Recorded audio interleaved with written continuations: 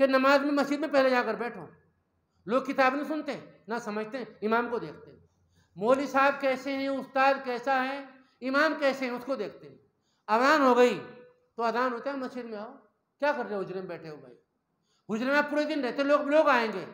आदमी लोगों के पहुंचने से पहले इमाम मुसल्ले वहाँ बैठा हो, सामने कुरान पाक पढ़ रहा हो, कुरान पाक की तिलावत करता हो, तस्वीर ये बैठा हो, कुछ ना पढ़ता ऐसे बैठा हुआ। मस्जिद में बैठने की बड़ी फजीलतें हैं। महल्ले, अरे भाई बहुत अच्छी इमाम है भाई, बड़े मुत्तकी इमाम है भाई, बड़े तकवे वाले हैं। अगर लोगों में आपके तारुफ होगा आप तकवे वाले हैं तो सारी चीज़ें आपके घर पर आएंगी।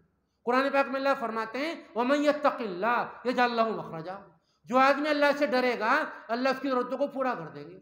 पूरा कुरान पाक तकवे से भरा हुआ है। तकवा सीखो, तकवा हासिल करो, अल्लाह सारी चीज़ें अदा करेंगे। फिर भाई नमाज का वक्त हो गया तो जो आदाब है नमाज के, मिसवाक के साथ वुदू करो। फिर मुसल्ले, कितनी बड़ी जगह आप खड़े हुए देखो तो मुसल्ला, अरे दुनिया का बादशाह है, होगा अपनी जगह पर, वो हमारा मुक्तदी इस वक्त। कोई दुनिया का बड़े से बड़ा आपके इलाके का चेयरमैन है, अरबपति है वो, उसकी 500 बीघे जगह है, उसकी खेती में बादाम और सेब और जाफरान पैदा होते हैं, और क्या लेते हैं हम लोग? हमारे पीछे खड़ा, हमें शुक्र अदा करना चाहिए, अल्लाह तेरा शुक्र है कि तूने मुझे मकाम अता किया। फिर नमाज के जो आदाब हैं भाई, जैसे पढ़नी चाहिए वो बताए नहीं जा सकते हैं, किताबों में लिखे हुए। मसाइल इमामत हैं, मसाइल नमाज हैं, मसाइल सजदा सहू है, मसाइल रमज़ान हैं, मसाइल एतकाफ़ है, मसाइल सब चीज़ों के हैं। आप उनको लाएं और नमाज पूरी उसके साथ पढ़ाएं। आप जो नमाज आई हदीस और कुरान पाक में, अब नमाज हो गई पूरी, अब कभी इजमाइन बिरहमतिक यार हमर राहिमीन नहीं, आपको बैठना वहाँ मुसल्ले पर। हदीस शरीफ में आता है कि हर फर्द नमाज के बाद 33 मरतबा सुभान अल्लाह, 33 मरतबा अल्हम्दुलिल्लाह, 34 मरतबा अल्लाहु अकबर है। आप कुछ नहीं पढ़ सकते, अगर पढ़ने से आपको दुआएं कि नमाज के बाद की बहुत सी दुआएं हैं, आप उनको पढ़ें, याद करें उन दुआओं को, उस किताब में लिखी हुई है।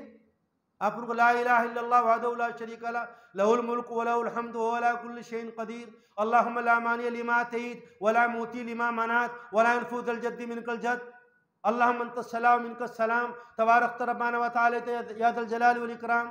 आप उस दुआ को पढ़ें, आप वो दुआ पढ़ें, क्या कहते हैं वो, सुभान अल्लाह पढ़ें, आप इस्तिग़फ़ार पढ़ें, और बहुत सी दुआएं हैं, आप उन दुआओं का एहतमाम करें। आप आयतुल कुर्सी पढ़ें और भाई 33 मरतबा सुभान अल्लाह। और जो मैंने, अगर आप ये भी नहीं पढ़ते हैं आप फ़ौरन ना उठें। ये क्या तरीक़ा है भाई कि आदमी मोबाइल सुनते सुनते गया मुसल्ले पर, अल्लाहु अकबर, फिर निकला, फिर मोबाइल देख रहे। क्या है मोबाइल? ये बर्बादी, ये मोबाइल तबाही हमारी, हम इससे कुछ फ़ायदा नहीं उठाते। अब लोगों का मिजाज बन गया कि लोग मोबाइल में देखते, मौलवी साहब ये मसला कैसे, मैंने मोबाइल में देखा। मगर मोबाइल से पूछ रहे भाई, अब हम मोबाइल, फिर हमने देखना, मोबाइल एक तरफ, मस्जिद मोबाइल नहीं आने का, मोबाइल कमरे पर रखो। जब आप मस्जिद में आ रहे, सारा टाइम आपने मोबाइल को दिया है, आपका आध घंटा नमाज का है, ये 15 मिनट है, बीच में इस मोबाइल आपके साथ वहाँ रखो, और कुछ भी आप नहीं पढ़ते हैं, आप ऐसे बैठ रहे हो। उसके बाद थोड़ी देर के लिए नमाज के बाद, हज़रत इमाम आज़म ने बात लिखी है कि कुछ नहीं पढ़ते बैठे रहो, लोगों में तारुफ जाएगा कि माशाल्लाह बड़े अच्छे इमाम साहब हैं भाई, नमाज के बाद बहुत देर बैठे रहते हैं। हम आए मोबाइल देखते देखते मुसल्ले पर, और मोबाइल देखते देखते बाहर आ गए, हमने कुछ देखा नहीं, गौर नहीं किया। तो अपनी इमाम, फिर नमाज के बाद आप अगर मौलवी साहब हैं आप, तो आप किसी तफसीर करें, आप किसी आयत की, आप मारिफुल कुरान पढ़ें, आप उसकी तफसीर करें। और अगर नहीं है, जो किताब आप पढ़ते, देखो सुन लो बात, उस किताब को पहले समझ लो, उस किताब में क्या है। बगैर समझे किताब ना पढ़ो, खाना पूरी नहीं करनी है, उस किताब को पढ़ो। अगर समझ में आता, मौलवी रशीद के पास फ़ोन करो, आप मेरे पास फ़ोन करो, आप किससे जुड़ जाओ, मौलाना अगला उस्ताद का क्या मतलब। जब उसे समझ लो, पढ़ना आ जाए सही तौर पर, फिर पढ़ो बसीरत के साथ। भले आप उठकर बयान नहीं कर सकते अपने मुंह पर उठाकर, आप किताब तो पढ़ो।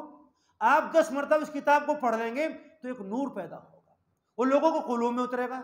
और आप भागे भागे बाइक से किस जगह से आए और आपने किताब खोली, पढ़नी शुरू कर दी। कुछ लोग गलत पढ़ते हैं, कुछ आप सही पढ़ते हैं, तो आप उस किताब को सही पढ़ने की कोशिश करो। और देखो, जैसे मैंने बताया, इस वक्त का जो आवाम है वो उलमा से नहीं जुड़ रहा था, मैं आपको बता रहा हूँ। क्यों, क्या हो गया, मस्जिदों में बजा गए तो मुफ्ती साहब का इम्तिहान गांव के लोग ले रहे हैं, जालत नहीं, ये बर्बादी नहीं है। अरे जब इस तरह के लोग, उनका भी अलामत क़यामत में से कि कौम का सरदार वो बन जाए जो उनमें कमतर हो। अब मुफ्ती साहब का इम्तिहान ले रहे कि मुफ्ती साहब ने क्या पता चीज़ को, उनको चाहिए था कि अपने इलाके को उलामा से जोड़ते। ये गंगों का इलाका है, यहाँ बहुत से मदरसे हैं, जिससे आपका दिल जुड़े आप उनसे जुड़ जाए। मौलाना ऐसे इमाम रखना चाहते हैं, ऐसा करना चाहता है, आपकी क्या राय है? अब आवाम नहीं जुड़ते, आवाम कैसे जुड़े? आवाम मोबाइलों से जुड़े हैं, और जवान जो हमारा बच्चा है वो मोबाइल से जुड़ा है। और खैरों में क्या चीज़ पैदा हुई इन 10-15 सालों में? गैर लोग अपने पंडितों से जुड़े हैं, महात्माओं से जुड़े हैं, उनसे पूछ के करते हैं। आपके इलाके के जो उलमा है जिनसे आपका इत्तेफाक हो, जिनसे आप मोहब्बत करते हो, जिनसे आप मुतमईन हो, भाई एक अद्दा मौलवी तो होगा ही ऐसा कि सारे मौलवी खराब हो गए। भाई जैसे कैसे आपके उलमा, आप इनसे जुड़ो, आप इनसे फ़ायदा उठाओ, इनसे पूरी बात रखो। मौलाना मैं फुला जगह जुड़ गया हूँ, वहाँ मैं नमाज़ पढ़ाता हूँ, वहाँ मेरा मसला ऐसा हुआ। अब बहुत से इमाम क्या करते हैं, किसी बात पर लड़ाई होगी छोड़ दी, मौलवी साहब में छोड़ आया, मैं क्यों छोड़ कर आया?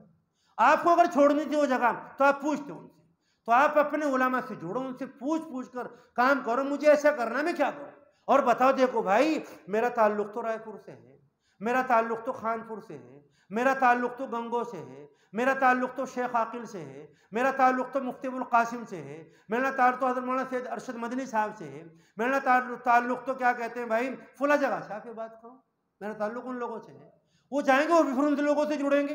तो आप लोग अपने, इसलिए कुरान पाक में आया इत्तकुल्लाह व कूनू मा सादिकीन, अरे लोगों अल्लाह से डरो, और डर कहाँ पैदा होगा, तकवा कहाँ से मिलेगा? सच्चे लोगों के साथ रहो।